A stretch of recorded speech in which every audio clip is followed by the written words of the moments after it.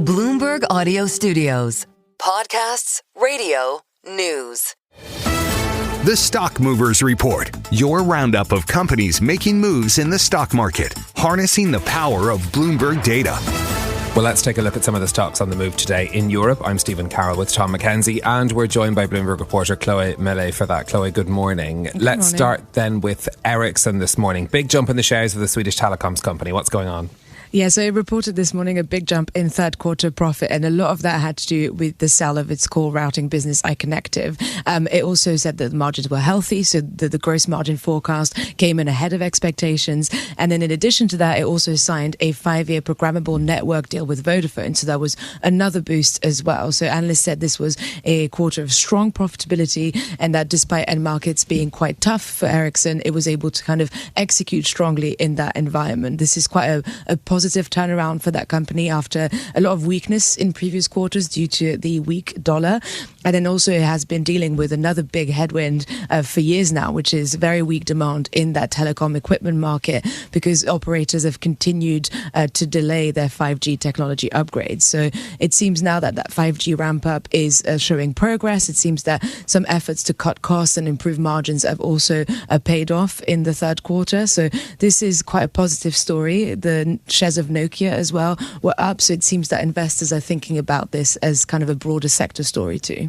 EasyJet also taking off, that stock up 3%. In an otherwise challenged equity environment, EasyJet is also performing well. Yeah, it is, because it's reported that it is attracting some suitors, EasyJet. So Mediterranean shipping company MSC is considering making an offer for EasyJet in partnership with an investment firm. That's according to the Italian newspaper Corriere. MSC denied involvement in this, in the talks. EasyJet declined to comment. And then some analysts also quite skeptical about the likelihood of this happening. So, for example, a Bernstein analyst said that there were no synergies between a container shipping business and an airline. But regardless of the feasibility of the deal, it seems that investors are getting quite excited.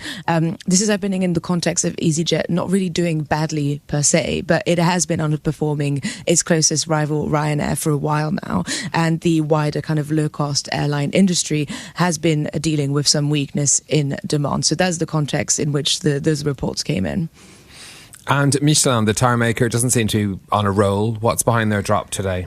It cut its outlook last night due to very weak sales of tyres in North America. So it blamed, in particular, really slow demand for trucks and also for heavy-duty vehicles that are used in agriculture. And it said, of course, that US tariffs did not help either, and that really hurt margins. So the tariffs have essentially led logistics companies to scale back purchases of trucks because there's been slower manufacturing activity, there's been slower trade activity, which means there's less imported shipments to be transported and therefore less demand for tyres. So we can see this knock-on effect for Michelin. Analysts said that the outlook was expected, but it was worse than feared, and that explains the massive drop that we saw in the shares this morning. Indicates also broader risks across that market. We can see with, for example, the shares of Continental were dragged down this morning as a result as well, and that is becoming a tyres-only business. So it's even more exposed now to a slowdown in this end market. The Stock Movers Report from Bloomberg Radio. Check back with us throughout the day for the latest roundup of companies making news on Wall Street. And for the latest market-moving headlines, listen to Bloomberg Radio live. Catch us on YouTube, Bloomberg.com, and on Apple CarPlay and Android Auto with the Bloomberg Business app.